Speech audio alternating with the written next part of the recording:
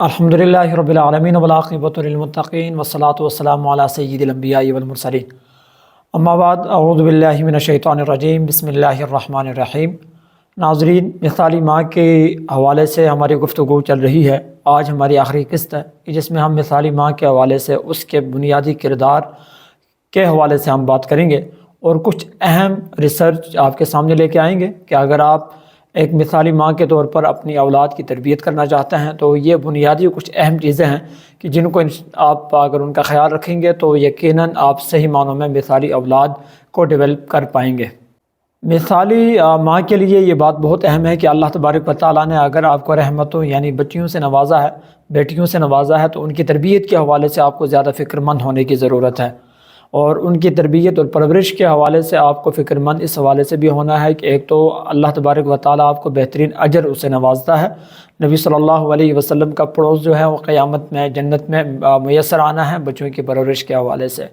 یہاں پر یہ بات بھی بڑی اہم ہے کہ اس دنیا میں، اس سوسائٹی میں جب بچیوں کی پرورش اور تربیت کے اوپر والدین فوکس کرتے ہیں تو یقیناً وہ بچیاں ان کی آنکھوں کی ٹھنڈک بن جایا کرتی ہیں۔ جہاں تربیت کے اوپر اس طریقے سے خیال نہیں رکھا جاتا، پرورش کے اوپر اس طریقے سے خیال نہیں رکھا جاتا، تو وہاں پھر بچوں کے حوالے سے، بیٹیوں کے حوالے سے والدین بہت زیادہ پریشان نظر آتے ہیں۔ تو بچوں کی پرورش کے حوالے سے، تربیت کے حوالے سے ماؤں کو بنیادی کردار ادا کرنا چاہیے۔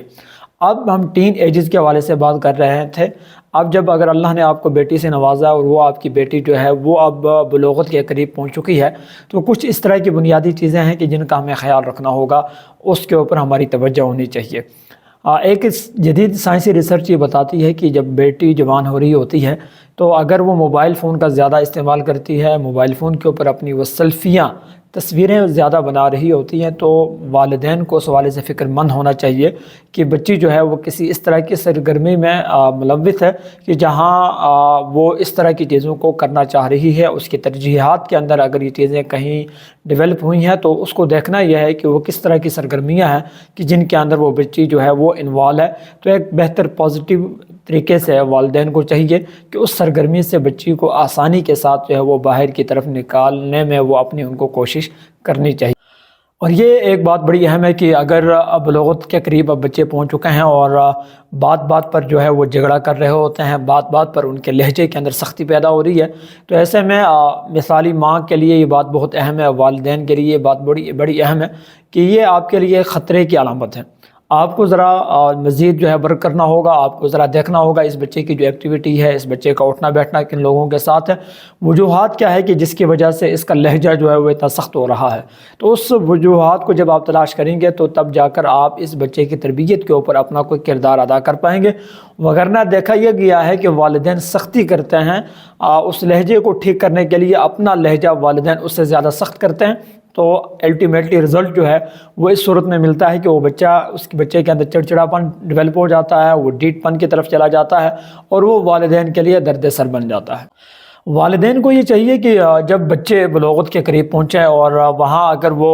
لہجہ ان کا سخت ہو رہا ہے، آپ ان کے ساتھ بات کر رہے ہیں لیکن ان کا جو رویہ آپ کو جو ہے وہ تلخی کے ساتھ محسوس ہو رہا ہے، تو آپ کو وہاں بات سے بات کو آگے نہیں بڑھانا چاہیے۔ ایک مثالی ماں کا یہ بنیادی کردار ہوتا ہے کہ جب وہ اپنے بچوں کے ساتھ اس طریقے سے گفتگو کر رہی ہوتی ہے، لیکن جب اسے محسوس ہوتا ہے کہ بچے جو ہے وہ موڈ میں نہیں ہے، لہجہ ان کا سخت ہے، تو وہ اپنی گفتگو کو وہاں پر روک دیتی ہے اور بچے کو اپنے کمرے کی طرف بھیج دیتی ہے، اور کچھ ٹائم گزرنے کے بعد وہ غیر محسوس طریقے سے اس سلسلے کو تلاش کر رہی ہوتی ہے کہ وہ وجوہات کیا تھی کہ جس وجہ سے بچہ جو ہے اس کے رویے کے اندر یہ تلخی اور یہ سختی کا جو عنصر ہے وہ موجود تھا۔ اس کے اوپر اگر آپ پہنچنے میں کامیاب ہو جاتے ہیں تو پھر آپ پازیٹیوٹی کے ساتھ اس عنصر کو ختم کر سکتے ہیں، اس معاملے کو ختم کر سکتے ہیں اور بچے کو بہتر طریقے سے گائیڈ لائن اور رہنمائی اس کو آپ دے سکتے ہیں۔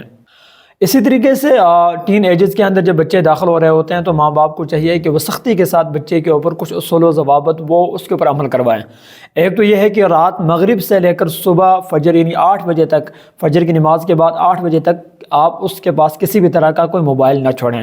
آپ اس کے پاس لیپ ٹاپ نہ چھوڑیں، آپ اس کے پاس کوئی ایسی چیز کی جس کے ذریعے سے وہ اپنا ٹائم ویسٹ کر سکتا ہے، جس کے ذریعے سے وہ کسی ان نون لوگوں کے ساتھ رابطے میں آ سکتا ہے، وہ تمام ڈیجٹس جو ہیں ان کو آپ کو بچے سے دور رکھنا چاہیے، اور اس حوالے سے پراپر طریقے سے سختی کے ساتھ اس سلسلے کو جو ہے وہ نافذ کیا جائے کہ رات 8 بجے کے بعد صبح 8 بجے تک اس گھر کے اندر کسی بھی طرح کی موبائل اور اس طرح کی چیزیں جو ہیں جو آپ کو گھر سے باہر لوگوں کے ساتھ روابط کرنے میں مدد دے سکتی ہیں، ان سے بچوں کو دور رکھا جائے۔ والدین کے لیے یہ بات بھی بڑی اہم ہے کہ جب آپ بچوں کو موبائل وغیرہ دیتے ہیں تو آپ کو پھر یہ بات بھی مد نظر رکھنی چاہیے کہ آپ چیک اینڈ بیلنس رکھیں کہ آپ کا بچہ جو ہے وہ موبائل کا یوز کس طرح کا کر رہا ہے، فیس بک کے اوپر، واٹس ایپ کے اوپر، کالز کے اوپر، میسیجز کے اوپر آپ کے وقتاً فوقتاً جو ہے وہ نظر ہونی چاہیے۔ اور آج کل اس طرح کی اپلیکیشنز آ چکی ہوئی ہیں، یا موبائل کے اندر جب آپ مائکروسافٹ یا گوگل اکاؤنٹ کھول رہے ہوتے ہیں تو اس میں وہ آپ کو ایک آپشن دیتا ہے کڈز والا، تو وہاں اگر آپ اس کو اوکے کرتے ہیں تو وہ آپ کی اب میل آئی ڈی کے ساتھ جو ہے وہ کنیکٹ ہو جاتا ہے وہ موبائل، اور پھر بچہ اس کے اندر جو بھی ایکٹیویٹی کر رہا ہوگا یا کوئی بھی اپلیکیشن انسٹال کر رہا ہوگا تو وہ پہلے آپ سے پوچھے گا، اگر آپ اوکے کریں گے تب جا کے بچہ اس کو انسٹال کر پائے گا، اس ایکٹیویٹی کو آگے کی طرف لے کر جا سکے گا۔ تو آج کل تو یہ ساری چیزیں ہمارے پاس اویلیبل ہیں، تو پھر بھی بچوں کے موبائل کے اوپر، بچوں کی ایکٹیویٹی کے اوپر والدین کی جو ہے وہ نظر لازماً ہونی چاہیے۔ والدین کو اس بات کا بھی خیال رکھنا چاہیے کہ وہ جب بچوں کو موبائل وغیرہ دیتے ہیں تو پھر پاسورڈ کے حوالے سے اگر وہ پاسورڈ لگاتے ہیں تو اس سے منع کر دیا جائے کہ آپ اپنے موبائل کے اندر اس طرح کی کوئی چیز رکھے ہی نہ کہ جس کی وجہ سے آپ کو اس کا پاسورڈ لگانا پڑتا ہے، وہ بات بالکل کلیئر ہونی چاہیے۔ اور یہ بات بھی اہم ہے کہ جب آپ بچوں کو انٹرنیٹ وغیرہ کی سہولت دے رہے ہوتے ہیں تو ان جگہوں کو وہ جو انٹرنیٹ کی ڈیوائسز جہاں آپ لگا رہے ہیں تو وہ جگہیں عموماً ایسی ہوں کہ جو پبلک ہوں، یعنی وہ کچھ اس طرح کا کمرہ ہو کہ جہاں آپ کا اپنا اٹھنا بیٹھنا ہو، کوئی اس طرح کا ہال ہو کہ جہاں ڈائننگ ہال کی صورت میں تمام لوگوں کا آنا جانا ہو، تاکہ بچہ پازیٹیوٹی کے ساتھ اپنا وہ جو کام ہے اس کو کر سکے۔ جب اس کو آپ تنہائی دیں گے تو تنہائی میں جا کر وہ جو ہے ڈیٹریک ہو جائے گا اور اپنے مقصد سے ہٹ جائے گا، تو اس حوالے سے ہمیں خیال رکھنا چاہیے۔ اور آج کل آپ دیکھتے ہیں کہ جہاں سوشل میڈیا کا دور ہے تو آپ کو ان چیزوں کے اوپر بھی کہیں نہ کہیں نظر رکھنی ہوتی ہے، تو آپ کو چاہیے کہ اگر آپ کا بچہ فیس بک یوز کر رہا ہے تو آپ کو اس کی جو فرینڈ لسٹ ہے اس میں شامل ہو جانا چاہیے، اور بچے کو بتا کے ہونا چاہیے تاکہ اس کو پتہ ہو کہ والدین میرے جو ہے وہ اس میں میرے ساتھ ہیں، تاکہ اس کی ایکٹیویٹی اسی طرح کی ہو کہ جو آپ ان سے ایکسپیکٹ کر رہے ہوں۔ اگر بچے کہیں آپ کو اجازت نہیں دیتے ہیں کہ آپ کو ایکسیپٹ نہیں کرتے فیس بک کے اوپر اپنے ساتھ چلانے میں، تو وہ پھر اسی حوالے سے آپ ان کے اوپر پابندی لگا دیں، فیس بک کا استعمال ان کو نہ کرنے دیا جائے، کیونکہ وہ اس طرح کی ایکٹیویٹیز کے اندر وہاں پھر مصروف ہے کہ جو مناسب نہیں ہے، جو اس کی تربیت کے لیے ٹھیک نہیں ہے، جو اس کی شخصیت کے لیے ٹھیک نہیں ہے۔ ناظرین، آج کی ویڈیو میں اتنی ہی بات ہم کریں گے، اور اگلی ویڈیو میں ہم صرف والدین کا جو رتبہ ہے اس کے اوپر ہم تھوڑی سی بات کریں گے بچوں کے ساتھ، اور پھر ہمارا یہ جو سیشن ہے انشاءاللہ یہ کلوز ہو جائے گا، اور پھر ہم ایجوکیشن ریسرچز کے حوالے سے انشاءاللہ کچھ نئے ٹاپکس لے کر آپ کے سامنے حاضر ہوں گے۔ امید ہے کہ انشاءاللہ آپ کا فیڈ بیک، آپ کا جو کمنٹس آپ کے ہوں گے اور آپ کی جو رائے ہوگی وہ ہم تک پہنچے گی، اور اس صورت میں انشاءاللہ ہم اپنے اس کاوش کو مزید بہتری کے ساتھ آگے کی طرف لے کر چلنے میں انشاءاللہ کامیاب ہوں گے۔ السلام علیکم ورحمۃ اللہ وبرکاتہ۔